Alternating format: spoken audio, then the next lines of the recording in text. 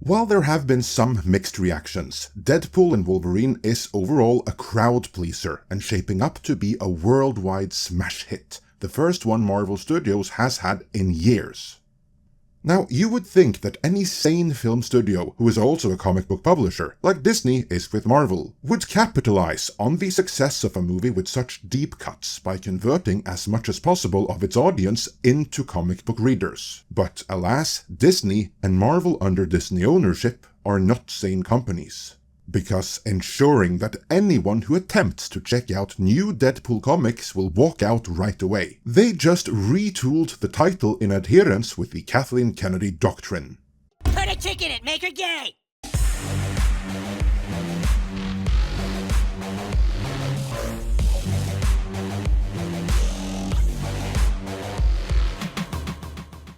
Deadpool and Wolverine is in theaters, and the San Diego Comic-Con is on, so leave it to Marvel to find a way to use one to undermine the other by making a brand new comic book announcement and sharing it with the world on X. Deadpool is dead. Long live Deadpool. Get your first look at Wade's daughter Ellie taking up the mantle in 2 new covers, and follow her new mission in Deadpool 7 by writers Cody Siglard and Alexis Quasarano, with art by Andrea DeVito this November. So in the comics, Deadpool is functionally immortal because Thanos won't let him die. A fun concept that predates Marvel Comics losing their minds to the woke mind virus, as well as a possible prequel that you'd think the movie division Marvel Studios would be salivating at. Especially after the success of this movie, and I'll have more to say about Marvel Studios in a bit here. But before we get to them, let's focus on the comic book division, Marvel Comics, that must have completely and utterly lost their minds, as they just killed off the immortal Deadpool and put a chick who is lame and gay in his book instead of him. To set up why this is so insane, let's go back a decade in time, to when the MCU was on top of the world, delivering banger after banger, winning over audiences of both genders across culture and language barriers, something the MCU was able to do because Ike Perlmutter's Marvel Creative Committee was still in place. It ensured that all of the MCU movies Kevin Feige produced had to be toyetic, so they would appeal to kids buying toys and adult collectors alike. Each project had to be good and stand on its own, while still being interconnected to the larger whole. This was the secret formula behind the MCU success, and something Kevin Feige would scrap in favor of the MCU as soon as he had the clout to do so, which we covered extensively over the course of 2 videos detailing the rise and fall of the MCU, both of which are linked to in the description. But point is, even when the MCU was in its prime, Marvel Comics were struggling because the massive audience for Marvel on the big screen just weren't converting into comic book readers. Why they weren't was a mystery to Marvel Comics, though it should have been blatantly obvious to anyone with their mental faculties in somewhat working order.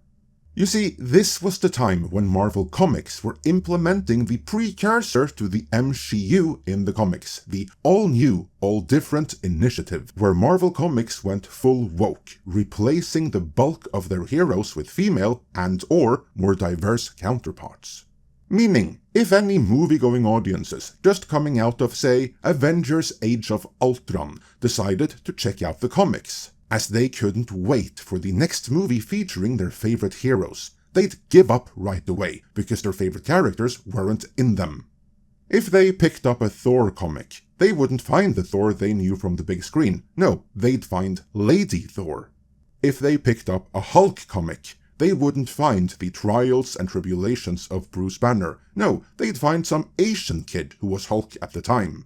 If they picked up a Captain America comic, they wouldn't find Steve Rogers, but Black Falcon Captain America. Before long, if they picked up an Iron Man comic, they wouldn't find Tony Stark, but a black chick in Ironheart.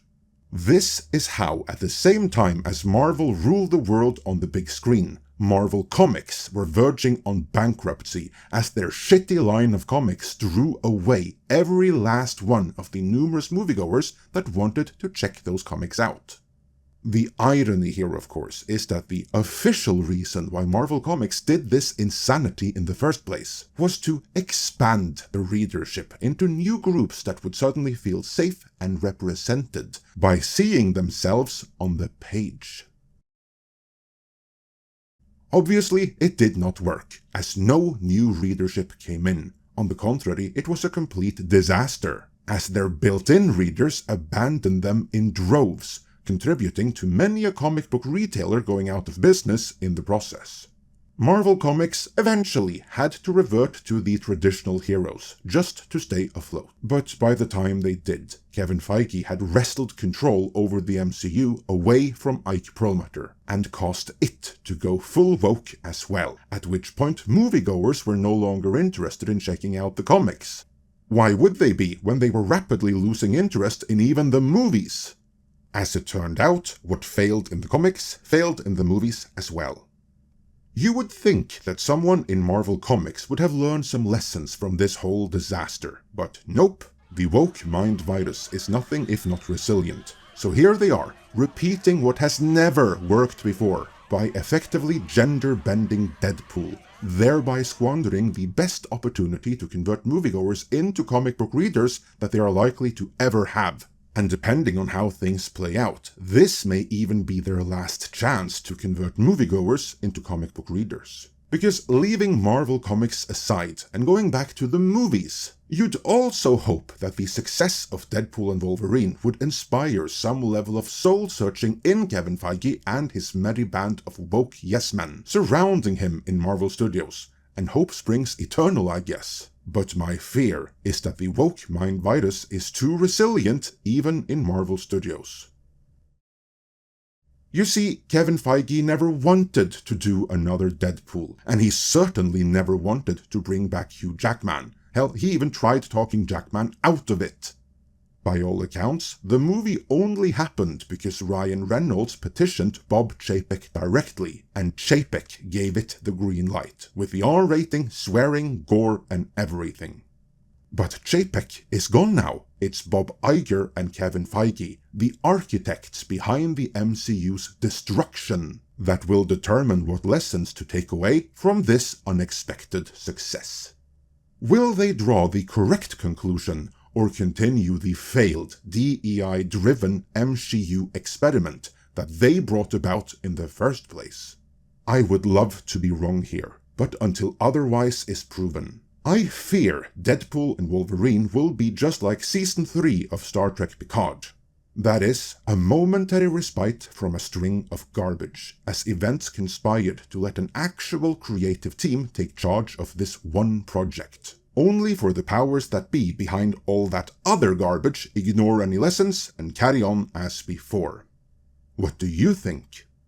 Let me know in the comments.